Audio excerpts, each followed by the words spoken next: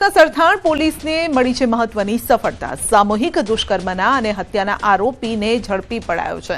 2 વર્ષથી તે ફરાર હતો। નિક્ષિત ઘરસડિયા 16 વર્ષની સગીરા પર તેણે ગેંગરેપ કર્યો। સગીરા પર પેટ્રોલ છાંટીને જીવતી સળગાવી હતી।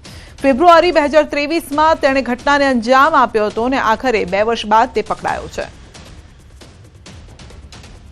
સુરેન્દ્રનગરમાં દેશી દારૂની ભઠ્ઠી ધમધમી રહી છે અને તેવો વિડીયો વાયરલ થઈ રહ્યો છે। ચુડાના મોરવાડ ગામની સીમનો આ વિડીયો છે। ખુલ્લેઆમ દારૂ બનાવતો હોવાનો વિડીયો વાયરલ થયો છે। જોકે વિડીયો ક્યારનો છે તેની કોઈ પુષ્ટિ હજુ નથી થઈ શકી। દેશી દારૂની ભઠ્ઠીઓ સામે સ્થાનિકોમાં રોષ છે। જોકે ન્યૂઝ 18 ગુજરાતી આ વિડીયોની પુષ્ટિ નથી કરતું। तो देसी दारूनी भट्टीओ धमधमी रही है। लोकोने ये देखाई रही है परंतु पुलिस ने ते नथी देखाती। जो कि आ वीडियो वायरल वीडियो है माटे न्यूज 18 गुजराती आनी पुष्टि नहीं करतु परंतु गामे गाम आ प्रकारना दृश्यो जोवा जरूर मळी जशे। आंतरराज्य सरहद पर दारूनी बेरोकटोक खेपथी अकस्मात सर्जायो छे। अरवल्लीना भीलोडामां दारूनी बेरोकटोक खेपथी अकस्मात। कोथळामां दारू भरी हेराफेरी करता समये बुटलेगरे अकस्मात सर्ज्यो। सामेथी आवती बाइकने टक्कर मारता चालक घायल थयो।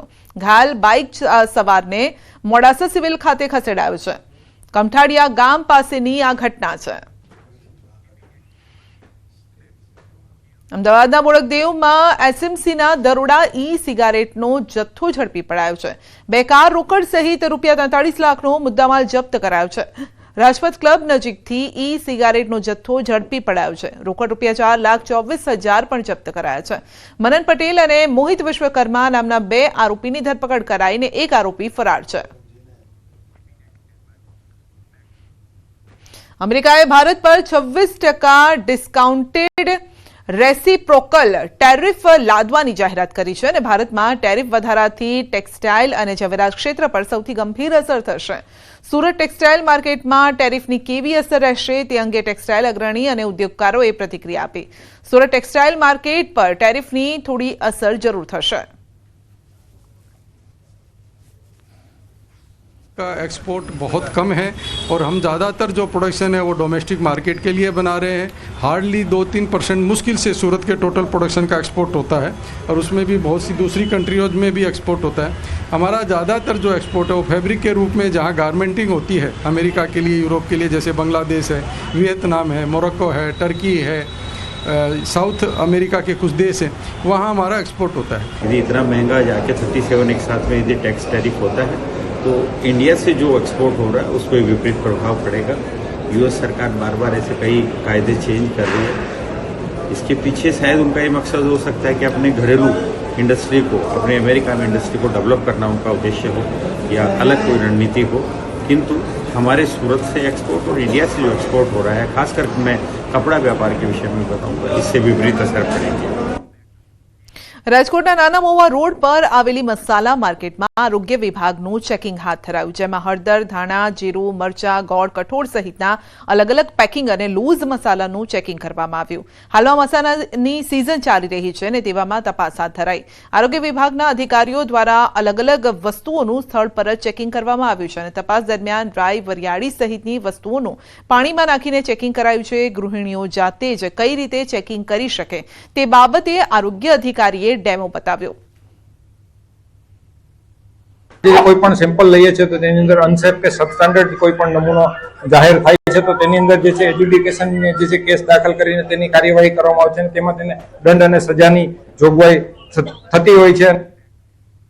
સુરત मनपानी कचरा गाड़ीना चालके सर्ज्यो अकस्मात। नशामां धूत कचरा गाड़ीए अकस्मात सर्ज्यो हतो। मनपाए ड्राइवरने सस्पेन्ड करीने संतोष मान्यो छे। कचरा गाड़ी लालगेट पोलीस स्टेशनमां जमा कराई छे। गत रात्रे डोर टू डोर कचरो लेवा आवती गाड़ीना चालके नशामां अकस्मात सर्ज्यो छे, जे बाद पोलीसे चालकनी धरपकड़ करी। આણંદ એલસીબીએ વિદ્યાનગરમાંથી હાથ બનાવટની પિસ્તોલ અને 2 જીવતા કાર્ટીજ સાથે યુવકની ધરપકડ કરી છે। પોલીસે બાતમીના આધારે હાર્ટ કિલર ગરબા ગ્રાઉન્ડ નજીક એક્ટિવા પર આવેલા શંકાસ્પદ યુવકની તપાસ કરી હતી। પોલીસે આરોપી અજય ઉર્ફે બાડો ભૂરાભાઈની ધરપકડ કરી અને સાથે જ આરોપી હથિયાર ક્યાંથી લાવ્યો તે દિશામાં પણ તપાસ કરાઈ। ડેકીમાંથી ભારતીય બનાવટની પિસ્ટલ નંગ 1 તથા 2 જીવતા કારતૂસ મળી આવેલા છે. આ કારતૂસ તથા પિસ્ટલ બાબતે પૂછતા તેઓએ કોઈ સંતોષકારક જવાબ આપેલો નહીં અને તેઓ પાસે કોઈ બિલ, આધાર કે કોઈ પણ પરવાનો નહીં હોવાથી રાજકોટના હીરાસર એરપોર્ટ સુધી પહોંચી ગયો છે દીપડો. બુધવારે વહેલી સવારે પેરામીટર વોલ પર દીપડો જોવા મળ્યો. દીપડો દિવાલ કૂદીને વીડી તરફ ચાલ્યો ગયો. તો દીપડાને પકડવા માટે ફોરેસ્ટ વિભાગે પાંજરા મૂક્યા છે. ફોરેસ્ટ વિભાગ દ્વારા એરપોર્ટની અંદર તેમજ આસપાસના વિસ્તારમાં પણ તપાસ હાથ ધરાઈ છે. અમરેલીમાં દિવસે ને દિવસે રહેણાંક વિસ્તારમાં સાવજોની અવરજવર વધી રહી છે. ત્યારે ખાંભા ગીરના રાયડી ગામે મોડી રાત્રે સિંહોની લટારના દ્રશ્યો સીસીટીવીમાં કેદ થયા. શિકારની શોધમાં રાત્રિના સમયે 4 સિંહો ગામની શેરીમાં આવી ચડ્યા હતા. ગામમાં સિંહ પહોંચતા ગ્રામજનોમાં ફફડાટ છે. શેરીઓમાં લટાર મારતા સાવજોના સીસીટીવી દ્રશ્ય સોશિયલ મીડિયામાં અત્યારે વાયરલ થઈ રહ્યા છે.